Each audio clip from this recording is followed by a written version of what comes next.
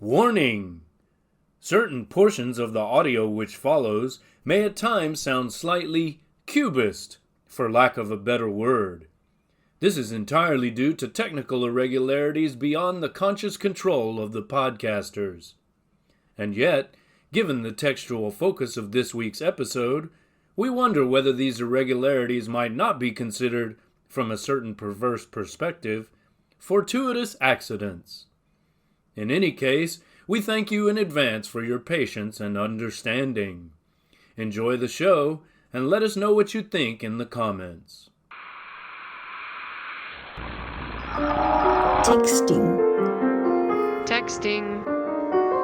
Texting. Texting. Texting.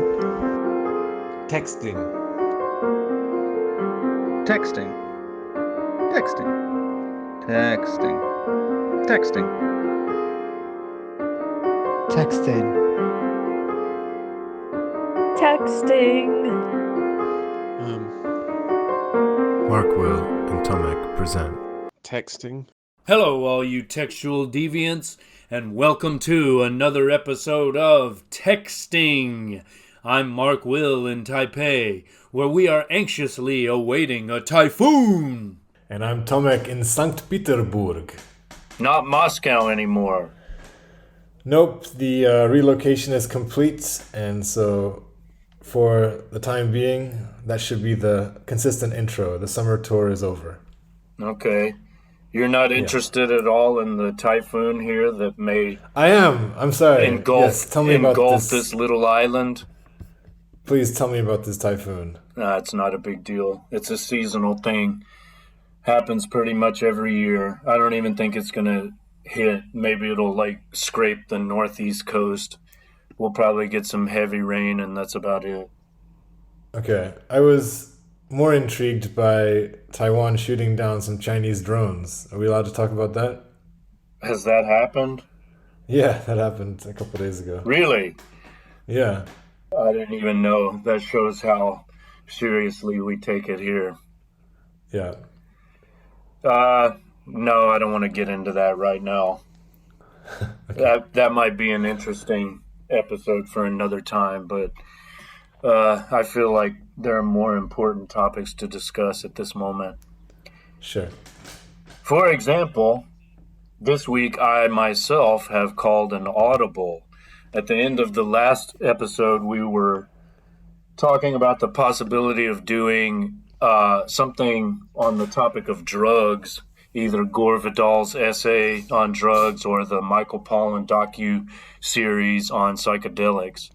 But, as I say, I've called an audible, and I thought to myself, it's time we do a text of the visual arts.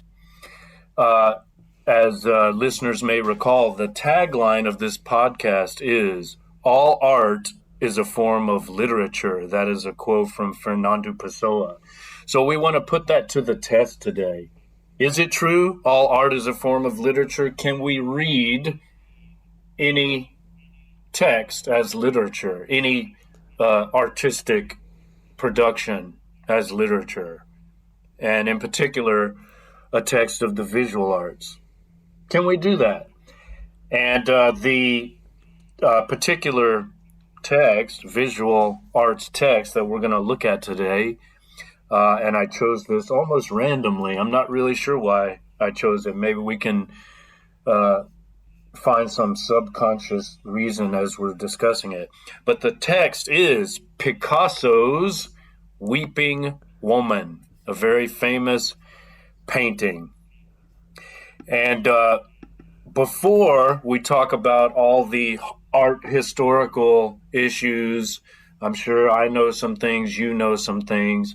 I want us to just look at the painting. Let us just imagine that we have no background information. We don't know who Picasso is. We don't know anything about art history. We're just looking at this image. What do we see? Shall I jump in there? Yes. Good.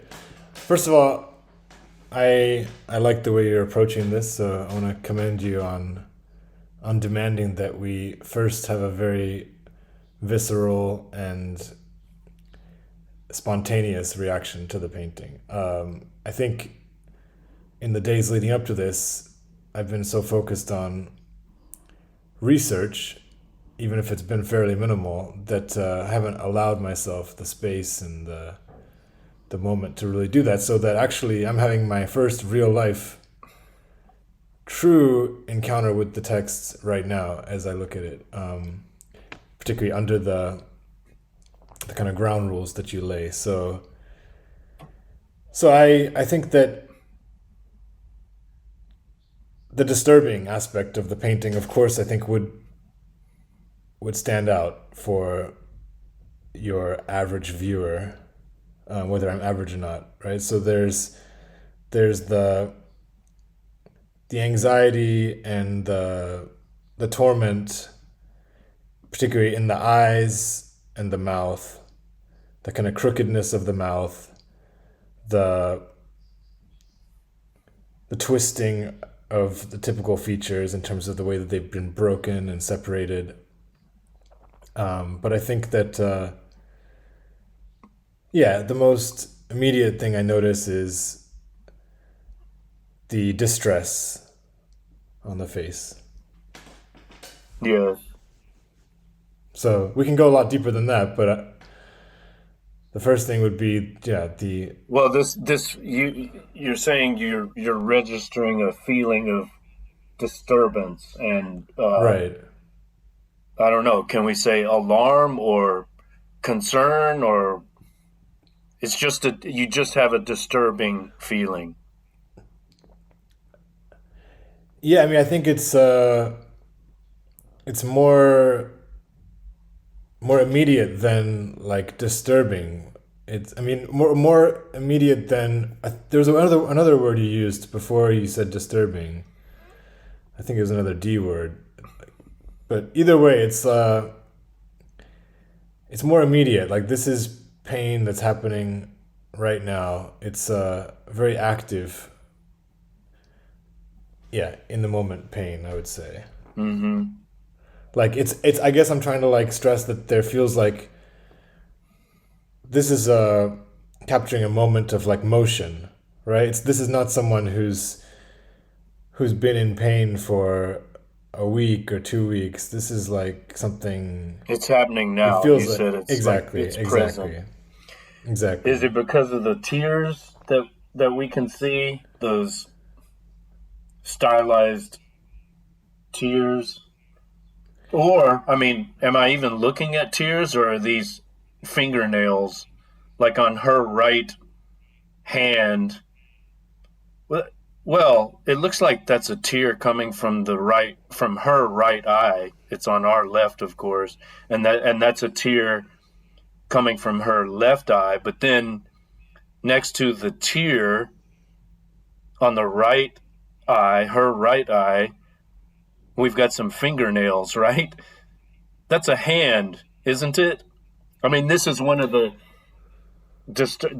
potentially one of the disturbing aspects of the painting, not just the emotion that it evokes, but it's like our perspective is distorted. Maybe was that the Right. D word? Distorted, distortion.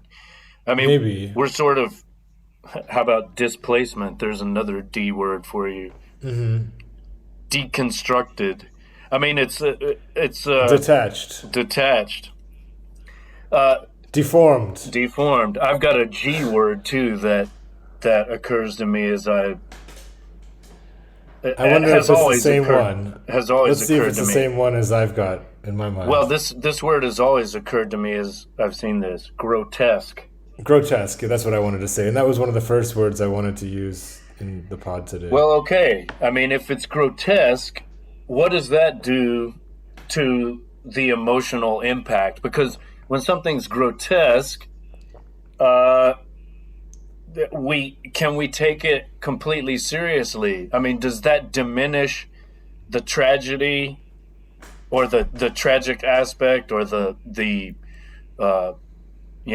pathos of the artwork?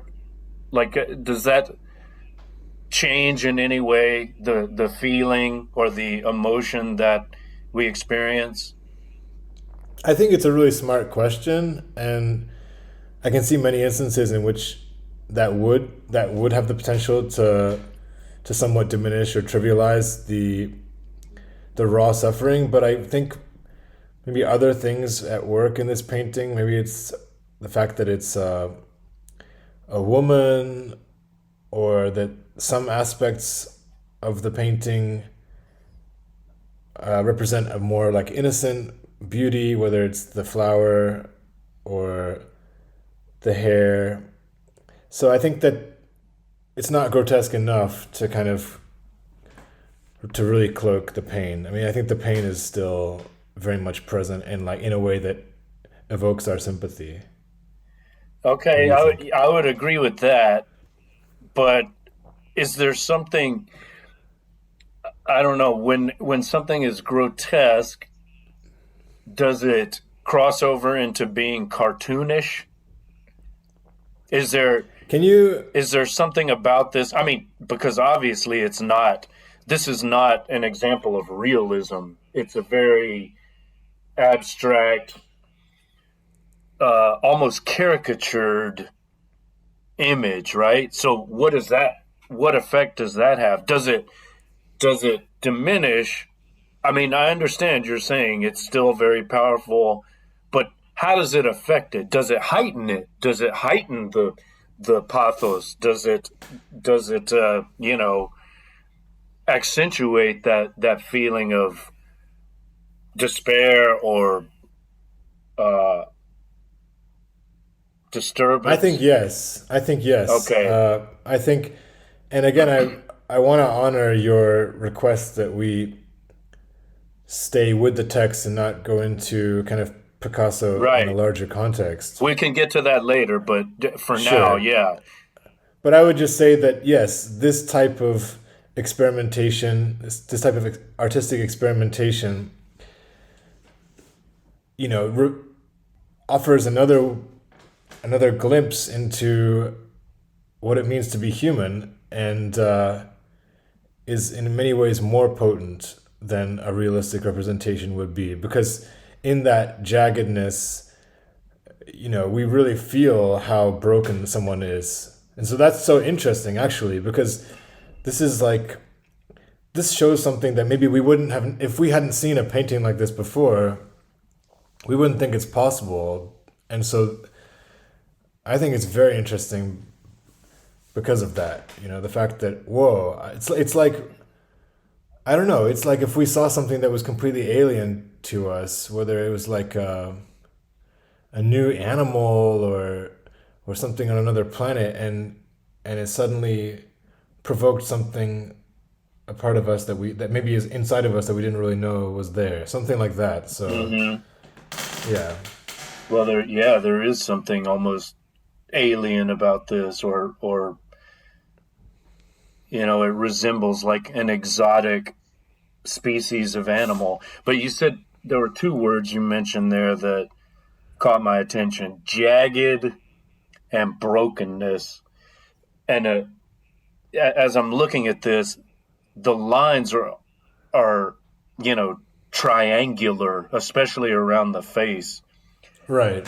And that certainly suggests that jaggedness and brokenness, almost like the face almost looks like shards of glass, apart from the obvious depiction of teeth, which are also grotesque. I mean, look at that mouth, the lips and the teeth, and then the fingers, and then that ambiguity about whether we're looking at a teardrop or a fingernail. It suggests that kind of jagged or fragmentary aspect. It's almost like the subject of the portrait is falling to pieces, right? She herself is fragmented. She's jagged. She's broken. Yes. Ooh, yes. As I'm saying this, I'm appreciating this image more and more. I mean, it's really quite striking. It's fantastic. It's a wonderful choice, and yeah, it's a painting that I hadn't given much time in the past. I mean, I had studied Guernica, which we'll get into later, right. And which obviously is like a parallel piece in many ways. Yes. But I hadn't given this painting much time, and so I'm glad we're looking at it because it's remarkable. I've always, I mean, I guess I chose it because it's always been such a striking image. I mean, I've always, the first time I saw it, I just had that wow moment. It's like, what am I looking at, you know? Right. But looking more closely, I feel myself getting sucked in as I'm looking now. How about the eyes? I mean, what do we say about the eyes? Like, what is that? Like those two, they almost look like fortune cookies, you know, like the kind of lid areas. Yeah, right? the lids, the right. lid, the two lids look like containers holding the eyeballs, which are like ripped from their proper position, you know? Yeah, I mean, Liliana and I, yesterday, we were kind of speculating that, particularly on her right eye, it looks like a extended spoon. A spoon. An elongated spoon. Oh, with right? the handle kind of twisted downward. Exactly. Yeah, sometimes what you the can hell? get those kind What of the hell is spoons that? Is that like part of? It's connected to something that looks like an earring or a pendant or something, and it's somehow attached Right. to the eye. Again, there's that dislocation, and then of course the eyebrows are very prominent as well. You know, that has that kind of alien, like animalistic quality too, like some very hairy, heretofore unknown beast that was discovered on some island, you know, in I the like the Galapagos or something. eyelashes. Huh? In some way, I like the eyelashes. In some Me way, too. they're yeah. I mean, like them in more than just saying that they're remarkable, but rather that there's something. One of the aspects of the painting that is somehow, I don't know. It's like flowery, right? But it's kind of I find it more disturbing than that. I mean, it's not beautiful in a conventional sense. It's like, again, I think of some like new species of animal, or like these are like these eyelashes so long and there's so many of them. It's like caterpillar. It's like almost like a caterpillar, you know, yeah. or they're like I don't even know, some sea creature with strange floating tentacles. Yeah, I see that. I still prefer the petals, though.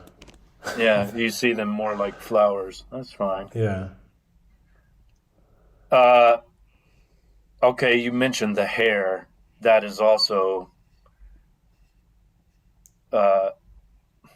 what can I say? A striking feature of this. It's like carefully combed and coiffed, but you know that doesn't prevent the breakdown. Like she's taken the trouble to comb her hair beautifully and put on a hat,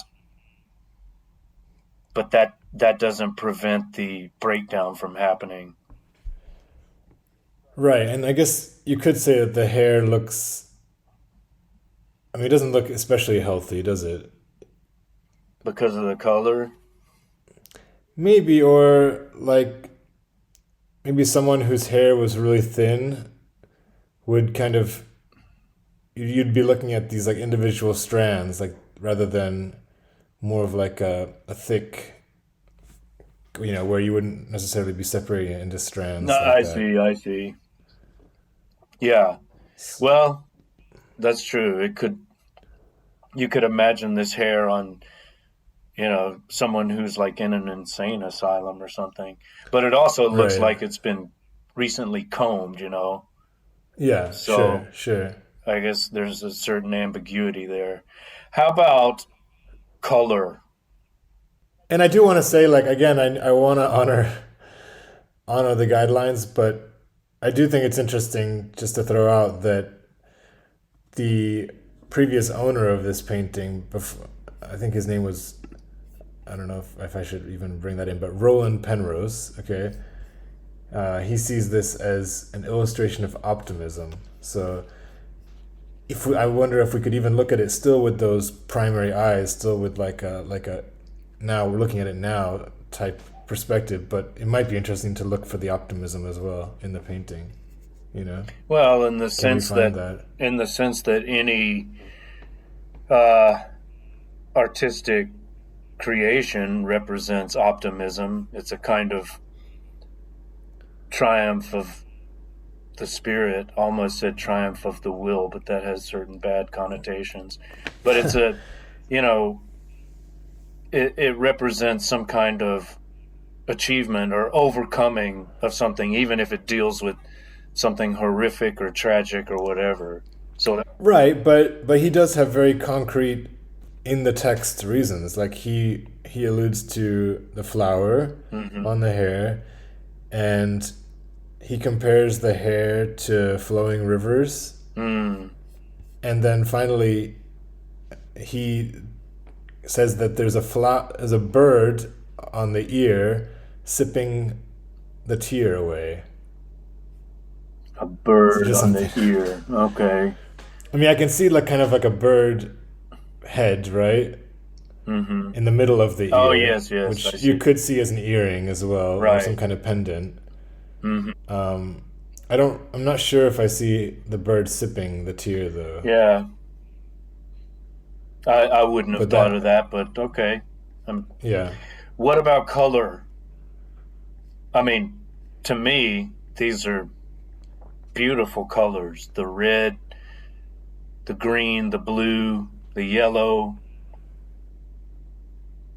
I like the brightness, but you could also say that they're disturbing colors, right? Like the green maybe especially has a kind of like sickly,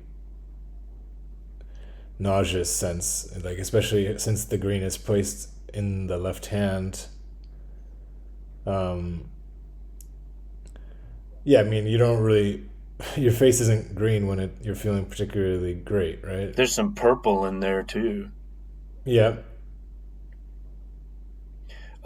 Maybe this is a good time to get art historical, unless you have something else.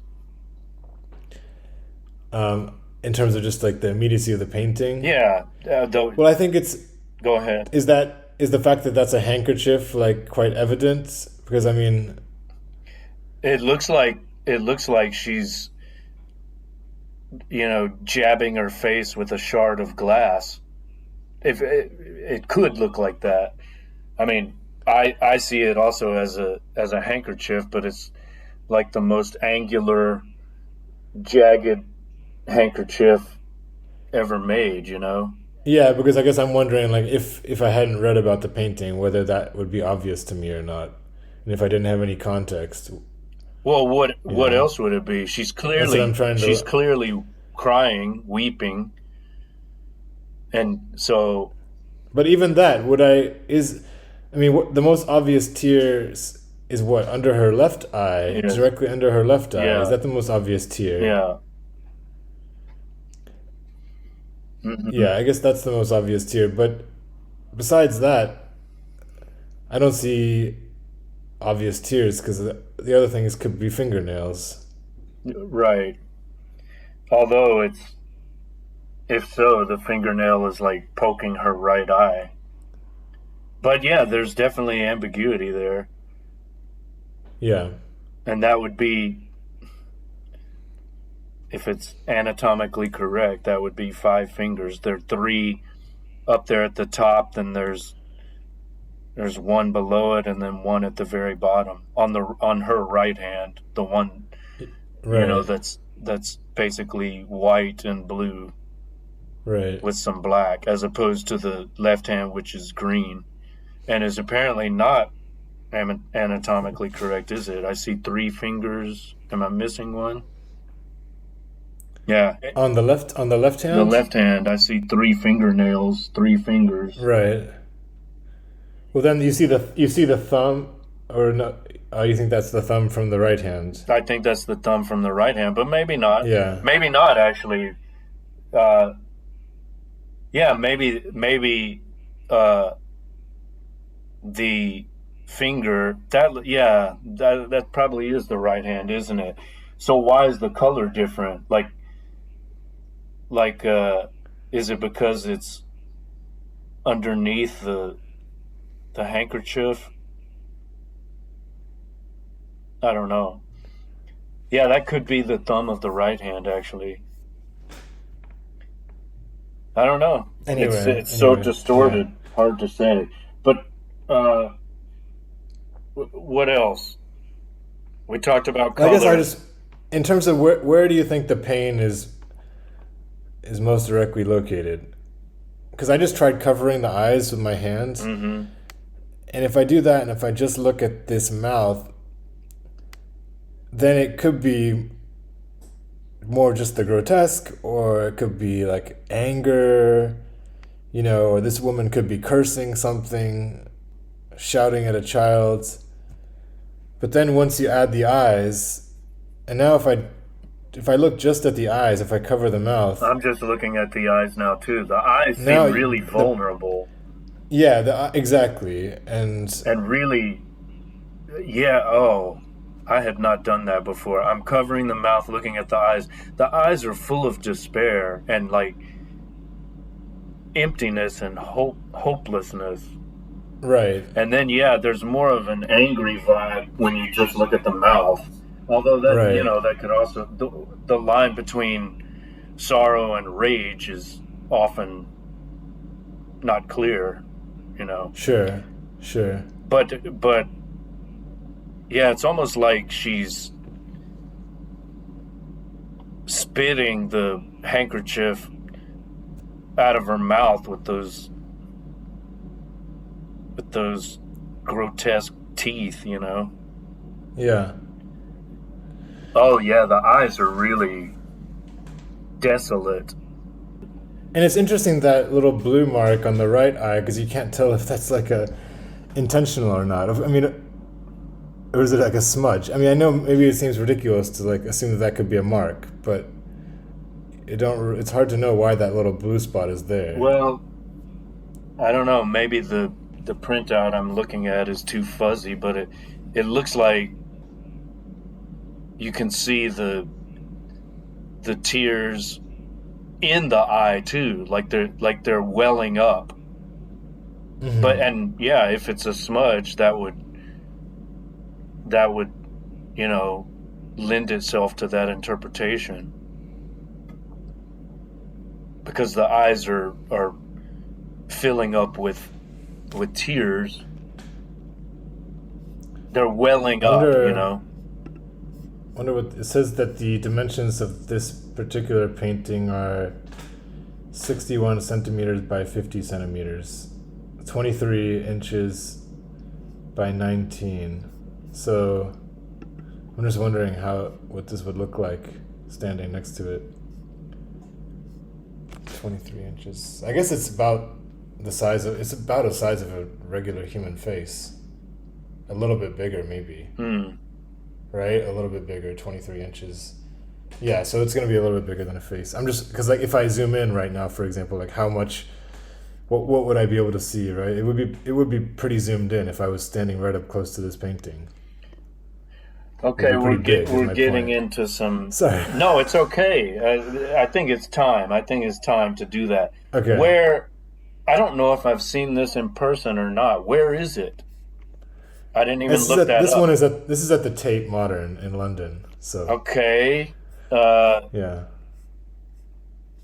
If I have seen it, it was like 30 years ago. So I doubt I've seen it. Mm-hmm. Oh, and speaking of that, wasn't this stolen? Or I think a different version was stolen. yeah, okay. Yeah. So have you The seen one- it? You've probably seen it, right? I don't know. I've been to the tape, but I don't remember seeing it. Mm. So yeah, no guarantee at all. Okay. Well, now that we're into the art historical aspect, we have to point out that this was done around the same time as his, perhaps more famous painting, Guernica.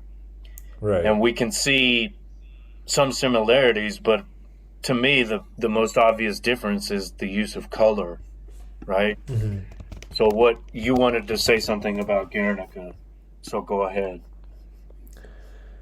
I mean, what I'm going to say is just going to sound, what anyone can look up. But maybe if someone is just listening to our podcasts, they probably do want a quick explanation. So the basic story behind Guernica is that Guernica is a town in the Basque Country in Spain, which was bombed in 1937, I believe, during the Spanish Civil War. Bombed by the Luftwaffe, the Nazi Air Force. Hitler was aiding Franco in his attempts to overthrow the Republican government in Spain. And Picasso was so disturbed by this bombing that he immediately took to work on Guernica, and it was intended to be displayed at the World Pavilion in Paris. And it's become one of the most iconic paintings of the 20th century. And it kind of represents the horrors of war and what humanity are capable of. And obviously, the two world wars are kind of like still remain like the most imprinted events of like what humanity is capable of, and did so much to art afterwards as well. Like if we think about existentialism and just the way that classical art was kind of demolished by war. So anyway, it's a huge painting, a massive painting of various Cubist, I guess you could reduce it to that, Cubist images of pain on different people's faces, on a horse's face, and all kind of at the moment of destruction, of bombing. So it's like really capturing that immediate aftermath of being bombed. But you can take over. Well, that painting was displayed at the UN, wasn't it? Yes. And then, more recently. And then when Colin Powell wanted to make a speech arguing for the invasion of Iraq, the illegal, criminal invasion of Iraq, the speech was to be given with that as the backdrop, right? And then what happened? Right. Well, they just immediately just considered the irony and the harrowing contrast between what he was about to say, and they just covered it up with a blue curtain. Smart. Remember that, propagandists. If you want to sell a war, don't do it in front of Guernica. Or in terms of anti-war painting of the 20th century, there's actually another Picasso painting that I've always been more personally affected by. It's called something like Massacre in Korea. And have you seen this? I'm just looking it up now. Yeah, it's actually based on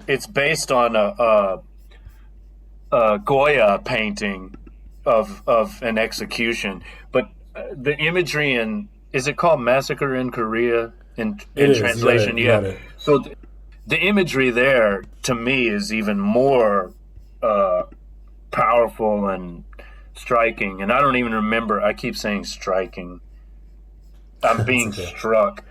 I don't even remember how big it is. I don't think it's as big as Guernica. It's not a mural like that, but and I don't know if I've seen it in person either, but I always thought like the images of the soldiers are so, of course they're abstract and there's cubist elements, but they're so brutal. I mean, the contrast between the killers and their victims is so, it's horrifying and beautiful at the same time, you know, like sublimely so. It's startling and it's very striking. It's striking and startling. Let's use some more S words. Scary, spooky, sublime, scintillating. Not scintillating. Okay. No, but anyway, yeah, that's a powerful image as well, for sure. Like that.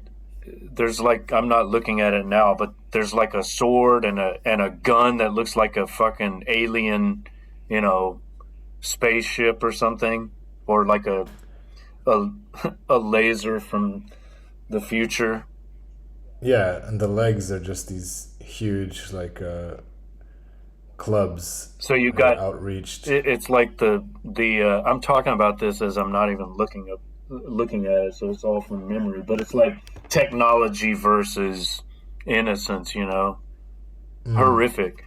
But we should say both Guernica and let's just date these, Guernica and the Weeping Woman, that was 1937. You mentioned the date of the bombing, and the paintings were produced, you know, in the same year, right? Mm-hmm. Yes. Yeah. Yes. And I don't know which was first. Did he do? I guess he did Guernica first, because getting art historical here, as he was painting Guernica, this was being documented by the photographer Dora Maar, and Dora Maar is the Weeping Woman. So, so she was documenting this. As he was working on Guernica, she documented it in photographs, and maybe she filmed them too. I don't know. And then or maybe she was before, but she was his lover. And then, I don't know, as some kind of reward or sign of gratitude, he did this series of portraits called The Weeping Woman. And there's more than one. The one that we're looking at is the most famous, but as you alluded to, there's, you know, it's a series. There's more than one. 36. 36? Yeah. Only 4 turned into, I think, like full-size oil paintings. Many of them were just drawings. Okay. But, yeah. All right, that's 36 works depicting the Weeping Woman have been identified, executed between May and the end of October 1937. He was quite a prolific bastard, wasn't he? Oh my God, yes. So, all right, Dora Maar. Let's talk about her. Now, my knowledge of, almost says Shakespeare. What the fuck? Picasso. He's the Shakespeare of painting. My knowledge of Picasso is very much influenced by the biography that I read. And it was written by, of all people, Ariana Huffington, who later, you know, founded the Huff Post. Mm-hmm. Crazy. But at one time, I don't know if you know her history. Now she's whatever, a Democratic Party hack. Before, she was a Republican Party hack. And I think around that time, or maybe during the transition from one political alliance to another, she wrote this biography of Picasso, which I think is called Creator and Destroyer or something like that. And I remember that, well, not only in the case of Dora Maar, but she highlighted his misogynistic treatment of women, and I think he was particularly sadistic towards Dora Maar, according to her. Mm-hmm. And I think we both found this quote related to the weeping woman. Women are suffering machines. Right. That statement is so astonishing. I don't even know how to react to it. But do you have anything to say? Women are suffering machines, and then look at the painting again after thinking about that.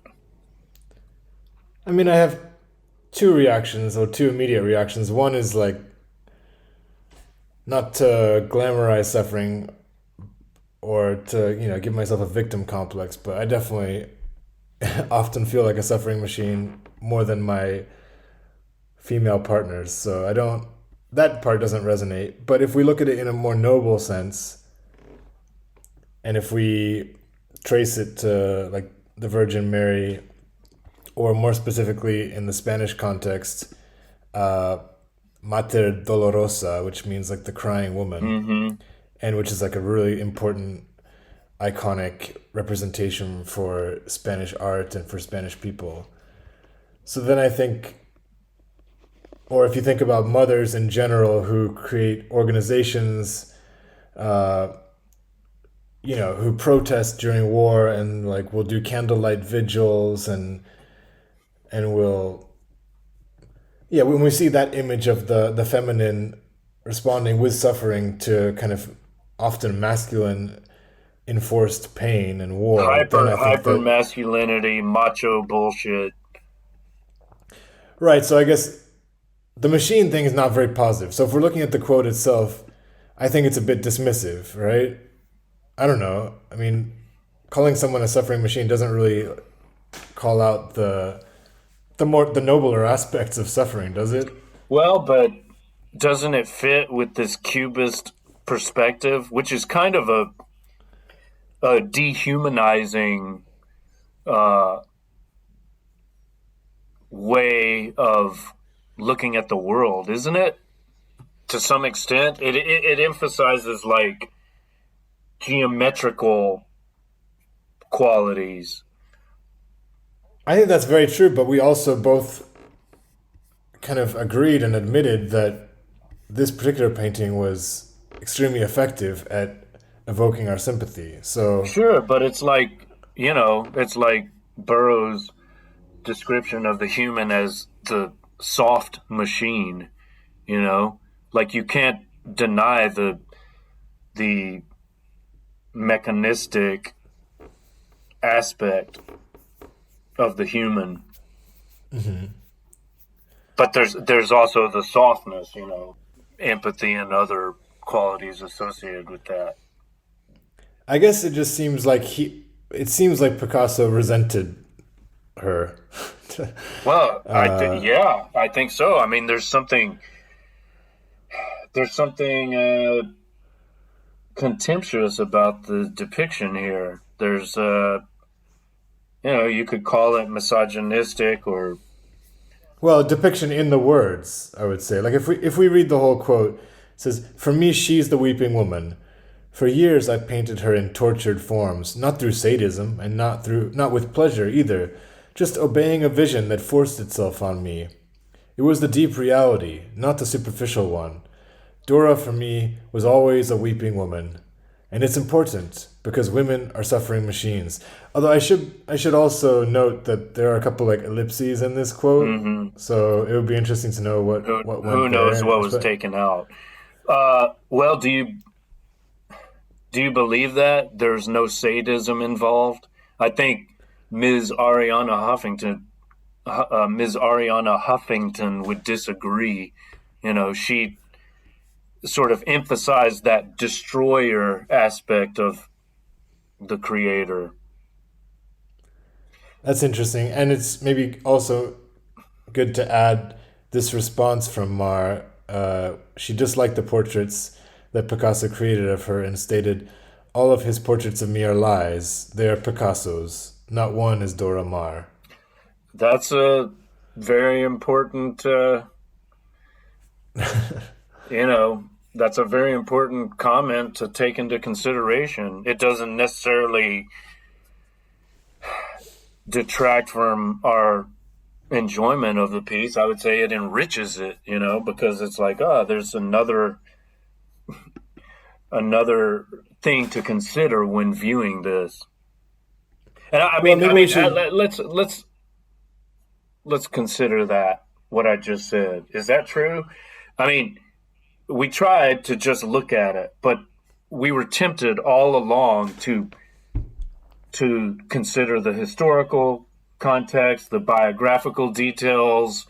What are we doing? Are we interpreting it correctly? Should we ignore all that other shit and just focus on what we're looking at? Or do these other things deepen our appreciation? I know the answer for myself, but I'm wondering what it is for you. What's the quote that you started using it on a lot of these episodes? You got this like way of phrasing it about it's not either or, but it's both and. Right. Isn't that how you say it? Yeah. So.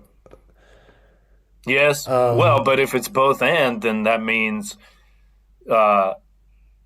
eventually you've got to take all the other information into the other stuff. consideration. Of course it enriches it. I mean, so many times I go to an art gallery and I'm so greedy for the external context, or how much a curator can bring out. A really effective curator can really make paintings come alive. So especially if you're going into things naked, yeah, you get something out of just the sensory experience of color and shape.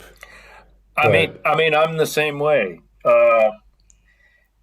But I'm just thinking of, like, you know, to take one of Picasso's contemporaries, and they were like intimates, Dalí, Salvador Dalí, you know, just knowing that he was basically pro-fascist, it makes me look at his work differently.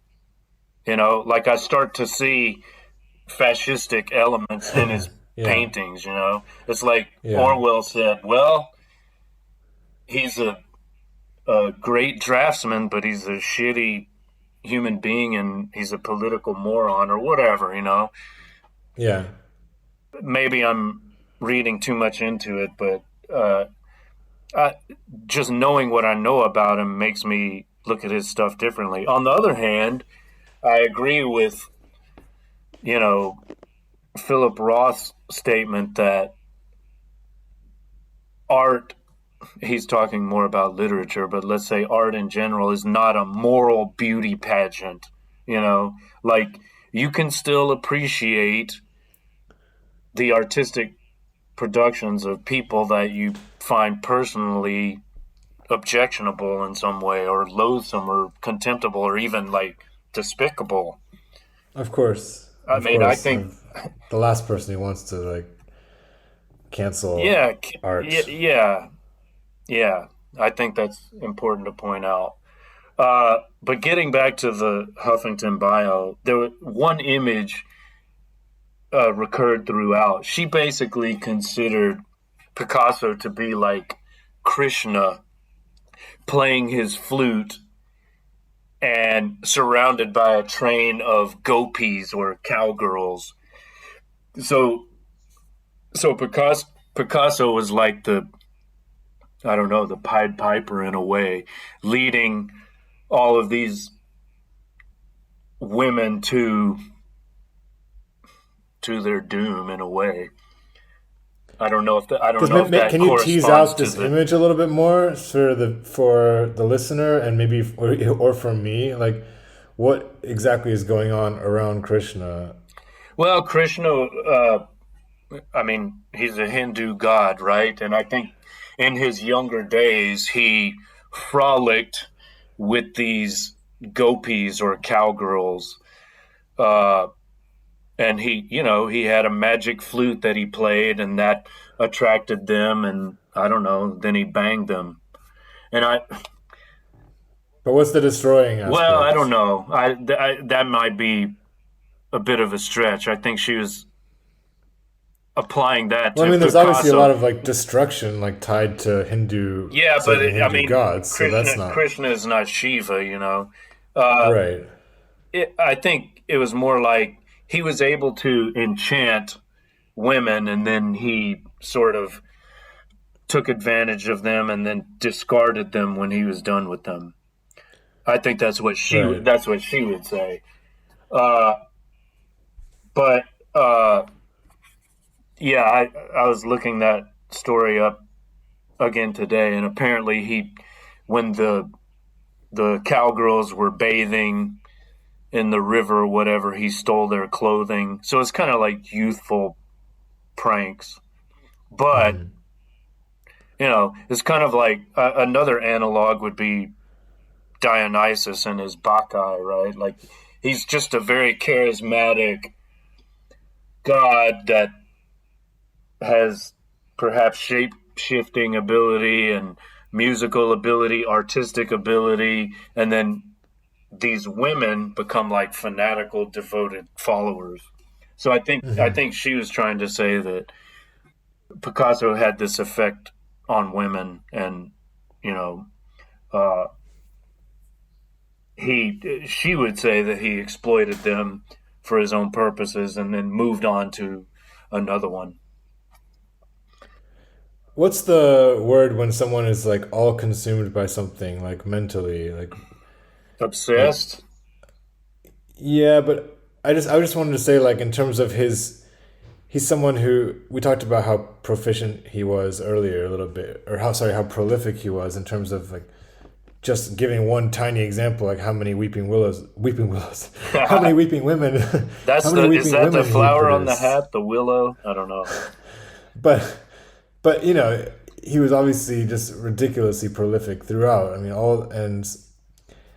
and so that's why I wanted to use this word when someone is just like all consumed by something. There's a word I think with like mono or something. Monomaniacal?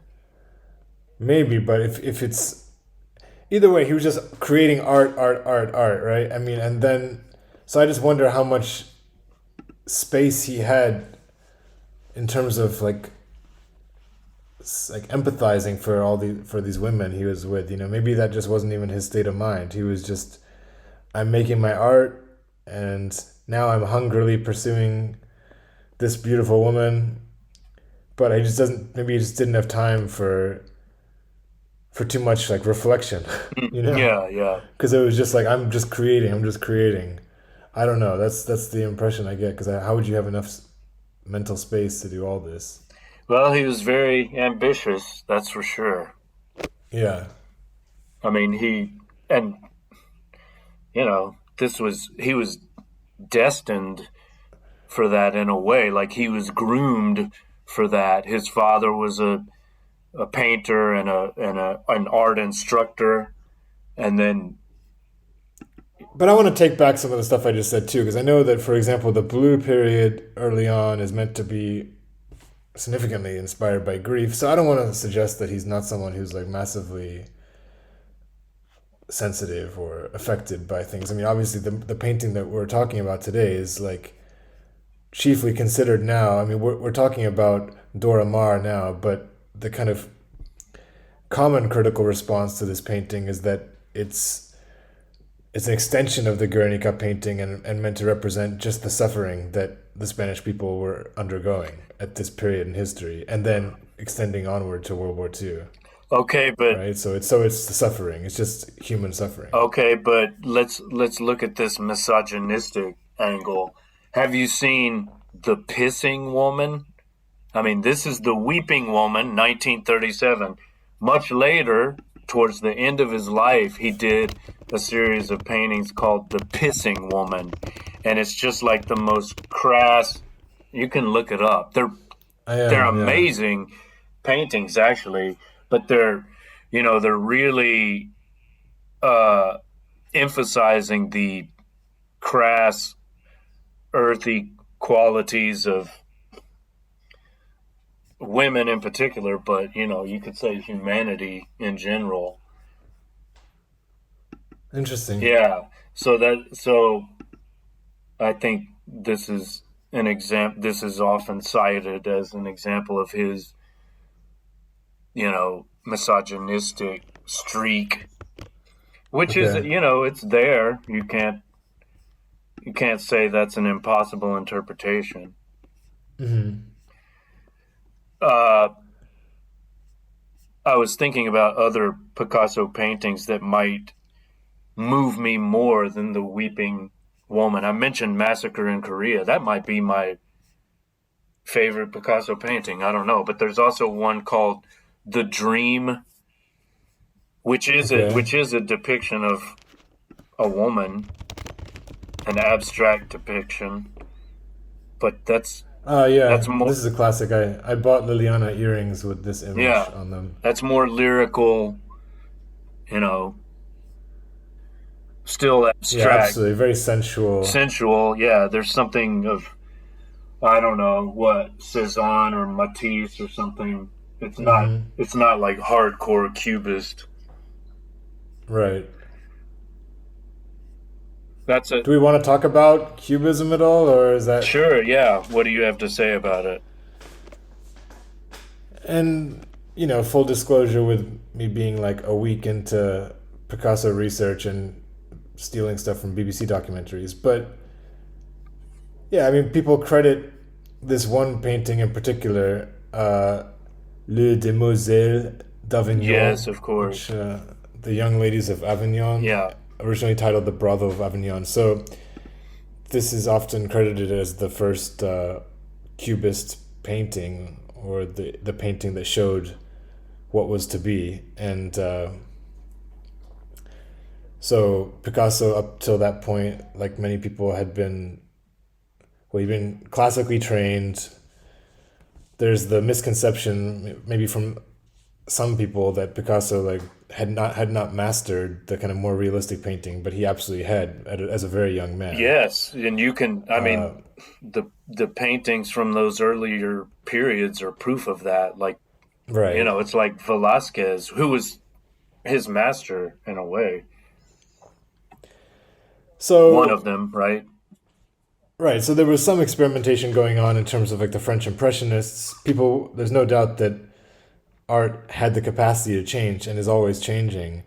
But this was just considered such a, I mean, the shift to more Cubist representations of people, for example, or objects, was like a sea change like art world had never experienced. And to the point where this particular painting wasn't publicly displayed until like 6 years after it was actually painted, because of maybe backlash and maybe his own reticence. But so it's interesting.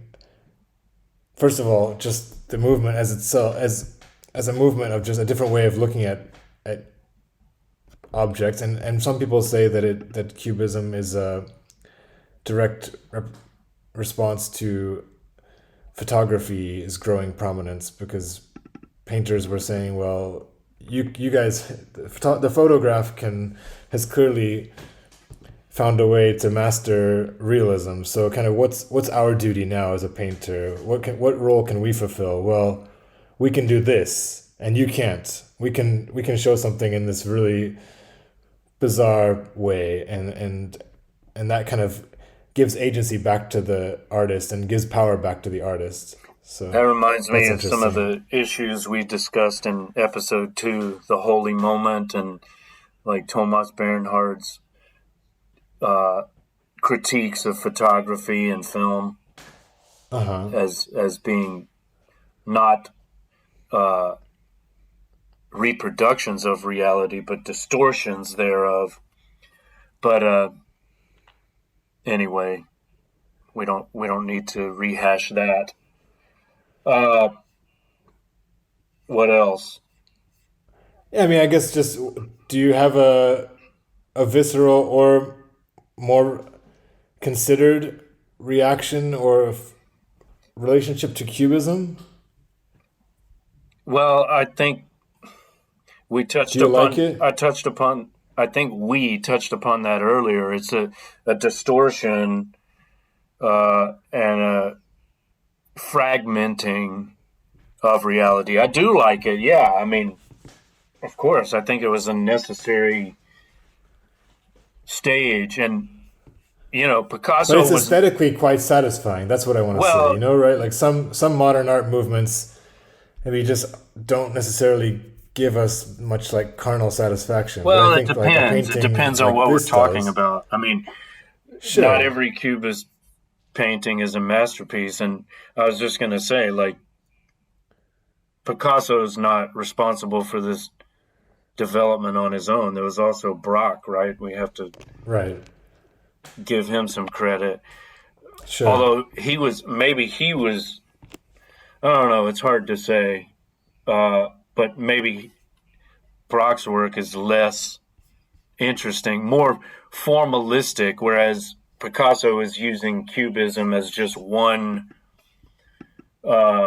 tool in his toolbox. It's like it wasn't like an ideological commitment he had to pictorial representation. It's just like, okay, I'll try this. You know what I mean? Whereas Braque was more like, I'm Mr. Cubism.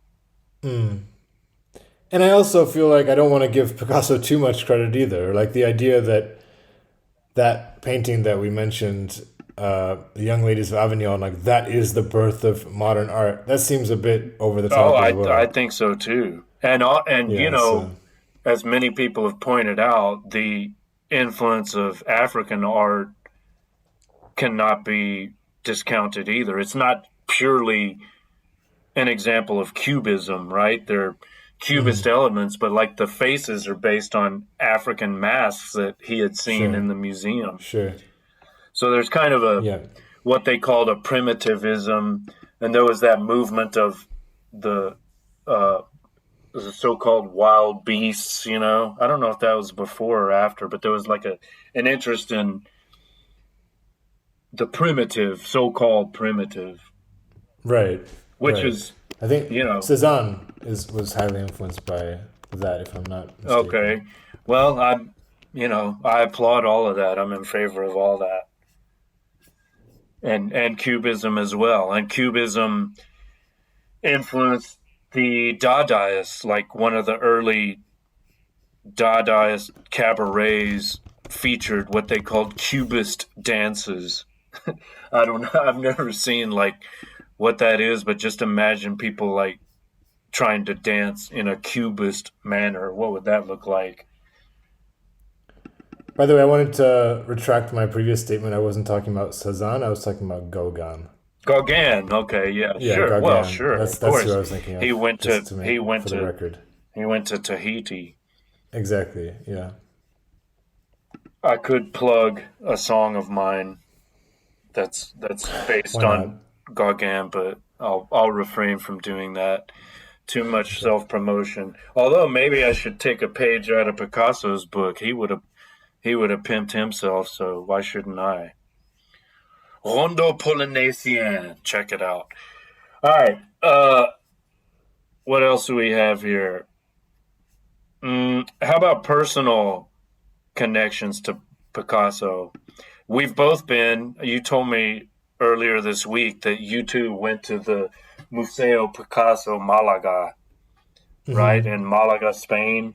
That was a wonderful afternoon for me. They also had at the time, when was this? My journey to Iberia was 2018, maybe. But that at the time, of course, they're all the Picassos that they have there. And this is his hometown, Malaga, that was one of my favorite parts of Spain, I'd have to say. You know that a lot of people will kind of roll their eyes at Malaga a little bit, though, because it's been so inundated by British tourists. Ah, okay. It's kind of like the tip of that southern Spain, Costa del Sol part, which is just like, which is just Brits love and have built up. And made a lot of it, rather. I think, yes, I've heard about this. Fortunately, I avoided them. So, no, Malaga definitely has its charm, though. It retains its sailor charm. from years bygone, and it's like considered to be like a much more like humble and working man's city compared to Seville. Yeah. Just saying. Or Barcelona. Yeah, I liked it. I think it's a great museum. And at the time, they had an Andy Warhol exhibit, which was also wonderful to see. So you went there. Any reflections on it other than... No, just similar to you. It was a lovely afternoon. The only couple things I could add is just, I don't know enough about Picasso to comment extensively, but this branding aspect seems like was really important. And then you just mentioned Andy Warhol, and this documentary that I watched like focused on the fact that Picasso's fashion. He started wearing this kind of like sailor shirt, or this this white T-shirt with thin blue stripes, which you could also kind of connect to Malaga as a sailor town. Mm-hmm. And then Andy Warhol started wearing like an identical T-shirt, and just how Picasso's signature itself became just a branding item. Yes, yeah, like he was very much invested in being a celebrity, and of course Warhol took that to another place altogether, or just made it his thing. Mm-hmm. Interesting. I don't know why I'm thinking about this, but I'm reminded of Hemingway. He's kind of like the Picasso of early 20th century literature in a way, right? And he was invested in celebrity too. He's got the Spanish connection, obviously. And yeah, exactly. Of course. I think he knew Picasso, probably met him in France or whatever. What about the Barcelona connection? Did you go to the cafe Els Quatre Cats, the Four Cats? No. I don't know the Catalan pronunciation. I'm sure I'm massacring. There's no doubt about the that. Four Cats. Well, it's interesting because this was a cafe that was an artist hangout. Picasso went there when he was very young, 17. He goes from Málaga to Madrid, where his father's teaching, and he doesn't like his classes, so he goes to look at paintings in the Prado, and then he ends up in Barcelona and falls in with with these other artists who are, they've got their place, their gathering place, and it was the Four Cats, this cafe, bistro, whatever, that I went to when I was there. Of course, I couldn't miss that. Interesting place. Nice. But what do I want to say about it? Oh, it reminded me. They also this bar cafe, which was the meeting place for these artists who were trying to found a movement. They published a magazine. So of course I was reminded of Co-Reality, and I guess General Doctor would have been our Four Cats. Right, maybe a bit tamer than Four Cats, possibly. For sure. But we had some other spots besides General Doctor anyway. Yeah, nobody knows what we're talking about, but we'll explain more about Co-Reality another time. Yeah. What else? Oh, By the way, this is also a side note, but I did meet a pretty interesting colleague this week. He's the Spanish teacher at my school, and he has read Savage Detectives, and I told him our Co-Reality origin story, and he was super excited about it.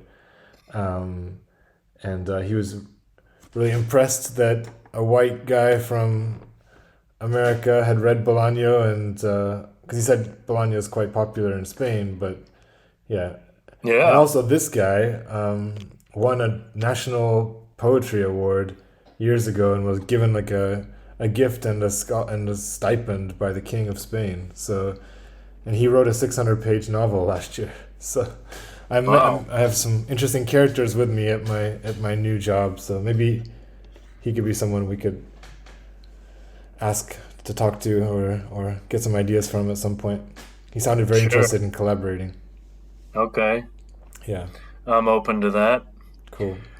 I was just going to say, in Houston, Houston's a shithole, but it has these cultural enclaves that are somewhat surprising. You wouldn't expect to find them in this, oil boom town. But one of them is the Museum District and the Menil Gallery, which is a world famous art museum. Nice. And there are some Picassos there, one of which was vandalized in 2013, 2014. Some guy he just walked in there. Of course there are cameras everywhere, right? He didn't care. He put a stencil over this Cubist, it's from the Cubist era, Picasso painting, and spray painted over it. It was a Minotaur, I think, which is an important Picasso image, right? But he puts a stencil and spray paints over the painting this Minotaur image, and then he writes he wrote something under it, something like Conquistador or something. Okay. And then he got locked up. Okay, that was my next question. Yeah, and I would like to interview him and ask him if it was worth it. I mean, It seems like such a stupid thing. He didn't take a knife and cut it open. He just fucking puts a stencil over it and spray paints it. Yeah. It's like, why didn't he go all the way and just? Because I think they restored it. I think they were able to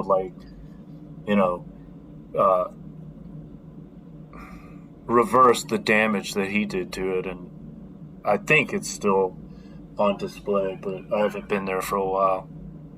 Anyway, I don't have much more, although there are two musical connections I could mention, and since I just brought it up, I may as well mention them. There's a Paul McCartney song from his Band on the Run album. It's called Picasso's Last Words. Really fun song. Okay. Drink to me, drink to my health. I can't drink anymore. Apparently those were Picasso's last words.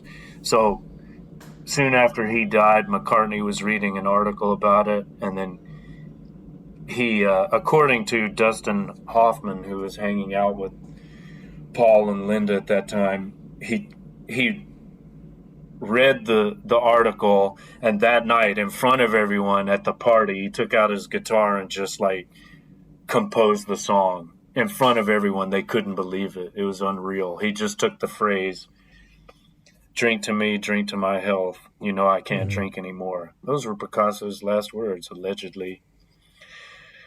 You're not too interested in that, but it's a good song. It's okay. I was also reminded of, for some reason, I wonder if there's a connection here. I was reminded of, when I'm looking at the Weeping Woman, this came to me today. I don't know why, but I thought of Bob Dylan's Just Like a Woman. Do you want to expand on that? Well, do you know the song? Not really, no. So that it may not make much sense, but I don't know. In some ways, if we're looking for analogs, we could maybe say that Dylan is the Picasso of songwriting. Mm-hmm. He kind of revolutionized songwriting, and there's a primitive quality to all of Dylan's stuff, but that song in particular, and the it's kind of a portrait of a weeping woman too. Nice. Yeah, I don't want to say too much more about that. People can listen to the song and see if what I said makes sense. Okay. And if not, well, that's okay too, because we're just texting. Exactly. And intertextuality is an important part of the textual experience. Sure. Wouldn't you agree, textual deviants? Yeah, we agree. All right. So, you have anything else? I guess the only thing that I'd also maybe want to explore or briefly mention is just like how we feel about grief and its place in the panoply. Is that a word? Panoply? In the panoply, thank you. In the panoply of human experience and emotion. I mean, to what extent do we dignify grief? To what extent is grief like something illuminating or educational? You know what I mean? Because this is the weeping woman. So what about the act of weeping? Well, I mean, was it Aeschylus who said suffering is the origin of consciousness or something like that? I mean, suffering is the great educator, is the great teacher. We don't learn, we don't change, we don't grow unless we suffer. And it's interesting because I feel like I've taken on this kind of like crucifix of suffering recently in my life, and and sometimes, obviously to different extents all the time and every day, but when you're in the midst of a period of suffering, even if it's like an hour of intense suffering, you sometimes, it can be very easy to resent that experience, and so it's interesting to look at the more redeeming qualities of suffering is my point, I guess, right? So it's like we see success and we see we often, I think it's human nature to kind of see people who are happy all the time and pushing forward is like, really, that's the ideal, right? Like that's. They're not, though. That's the thing. They may appear happy. You say that, but I do think that there are people who've, and I could be ignorant. That. No, because I could be that at a period of life, right? I could have a 6-month period that's like that's quite triumphant and is very much like, some of the periods of my life that I look back on the most fondly are periods where I'm just like absolutely confident and in a groove and like, maybe there's a little bit of ego in those moments, but not necessarily either. There are periods of life that aren't as heavy as others. That's my point, right? And so, I'm hating. They're fucking ignorant. And I'm just trying to say, like, the experience of suffering is like, like it's an interesting part of the human experience. I don't even know how far I want to go with like romanticizing it or dignifying it, but it's certainly a significant, like, a momentous part of the human experience. It's inevitable. I mean, it's going to happen to you. Yeah. Like, even if you have one of those 6-month periods, like you say, it's not sustainable. It's not going to last forever. Yeah. We have to learn to cope with grief and loss, because it's coming one way or another. I've just been looking at this painting like kind of nonstop, as like when I'm not opening up some image that we talk about or reading, and these triangles are becoming more and more prominent in the handkerchief, Yes. Really like very angular. Yeah. Triangular. Yeah. And that emphasizes that jagged, distorted, fragmented, sharp quality that we were talking about. And this is what I meant. I don't know if I use this phrase, but there's an inhuman, I did allude to it, right? There's an inhuman quality to the Cubist perspective. It's not for nothing that movements like Futurism developed from that. Like the Italian futurists who were sort of influenced, or the Vorticism as they were called. They kind of grew out of Cubism, but they were like some of them became fascist. Yeah. Some of those painters and Ezra Pound, they were like all enthusiastic about World War One. Maybe not as much. Maybe they weren't as enthusiastic when it came to World War II. But one of those guys, who was it? I think it's the guy who wrote The Art of Noise, the composer who was sort of a futurist. I think I'm remembering this correctly, but I read that manifesto a long time ago, The Art of Noise, and he was talking about how music, the kind of music he wanted to produce would evoke the same kind of feeling you felt when you rushed to the front and bayoneted the enemy. It's like, what the fuck? What are you talking about?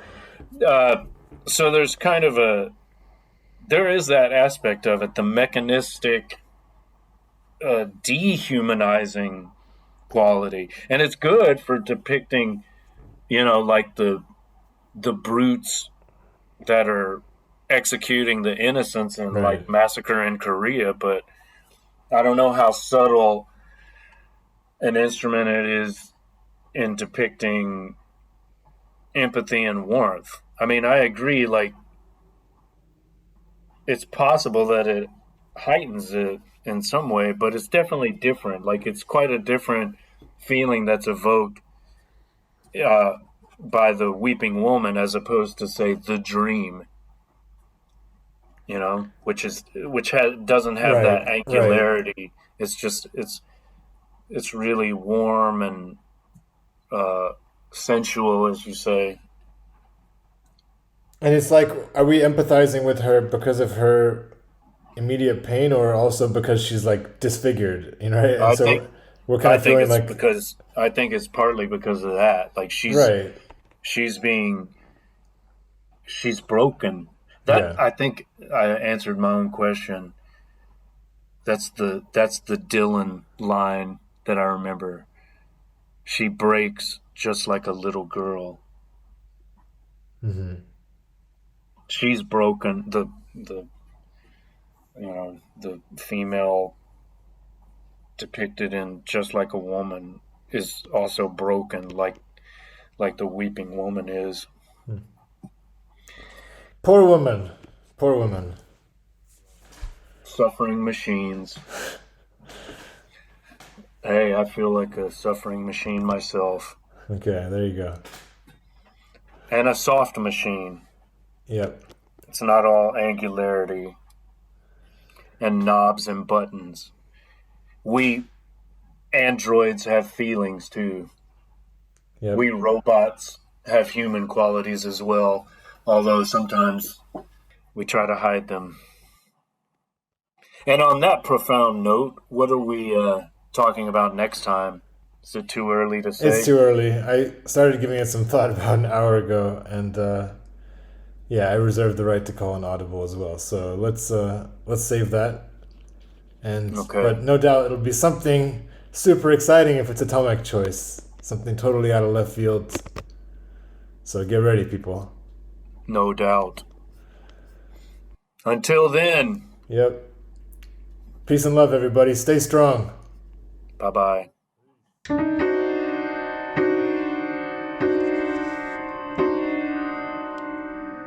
Texting. Pablo Picasso was in a famous restaurant in Paris with a friend. When the waiter brought an expensive bill, he found out he didn't have money with him. He signed a napkin and gave it to the waiter in payment.